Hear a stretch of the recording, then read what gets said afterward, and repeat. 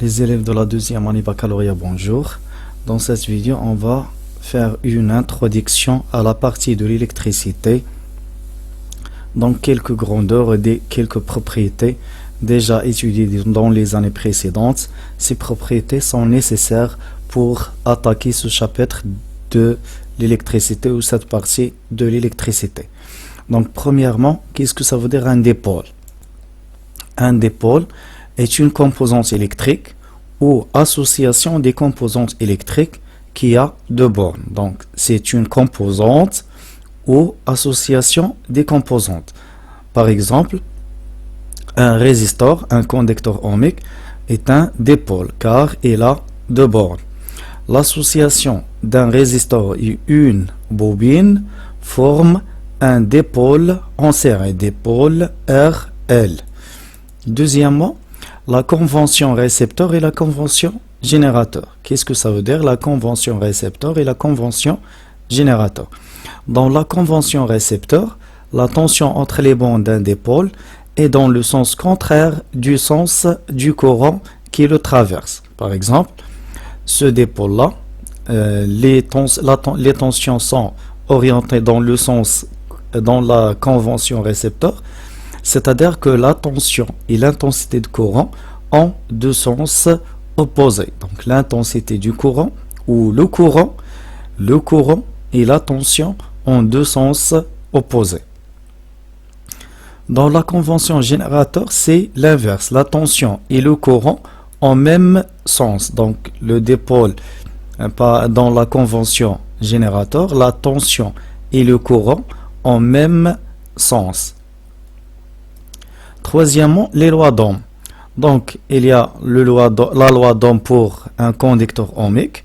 Donc, la tension entre les bandes d'un conducteur ohmique est proportionnelle à l'intensité du courant qui le traverse dans le sens, dans la convention récepteur.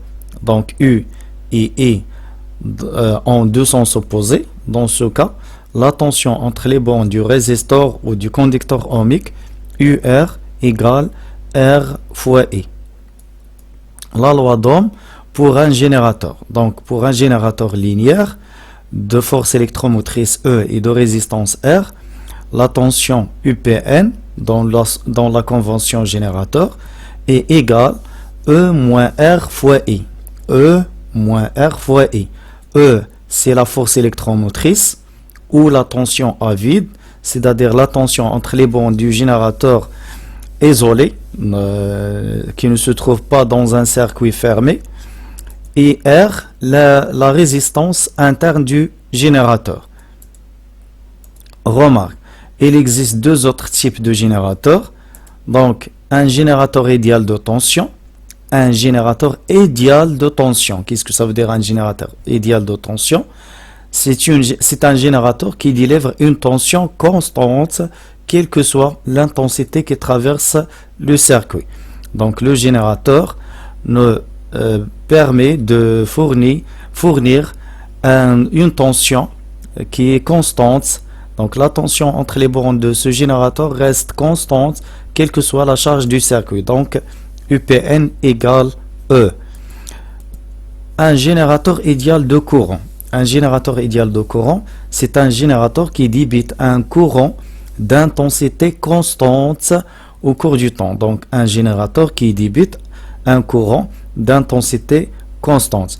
Donc le symbole de générateur idéal de courant, c'est celui-là. Et le symbole de générateur de tension, générateur idéal de tension, c'est celui-là. Les lois ou la loi des nœuds. Donc la somme des intensités des courants qui arrivent à un nœud. Un nœud, c'est le point d'intersection de plusieurs, de trois fils au moins, trois fils conducteurs, est égale à la somme des intensités des courants qui sortent de ce nœud. Donc la somme des intensités qui arrivent au nœud égale la somme des intensités qui sortent ou qui partent de ce nœud. Par exemple, pour ce nœud-là, donc I1 plus I6 plus I2 égale I3 plus I4 plus I5. Cinquièmement, la loi d'additivité des tensions. Donc dans un circuit en série, la tension par exemple entre les bornes du générateur U dans la convention générateur est égale à la somme des tensions des récepteurs dans la convention récepteur. Donc U égale U1 plus U2 plus U3. Si les tensions sont dirigées arbitrairement, par exemple comme dans ce circuit-là, on a U1, U2, U3 et U4 arbitrairement. Donc comment appliquer la loi d'additivité des tensions ou la loi des mailles?